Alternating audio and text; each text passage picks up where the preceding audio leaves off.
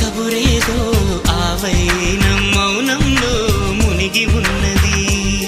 చిగురాకు చాటు చిలక ఈ అలజడి ప్రేమేగా, అనుకోని దారి గనక ఈ తికమక తప్పదుగా.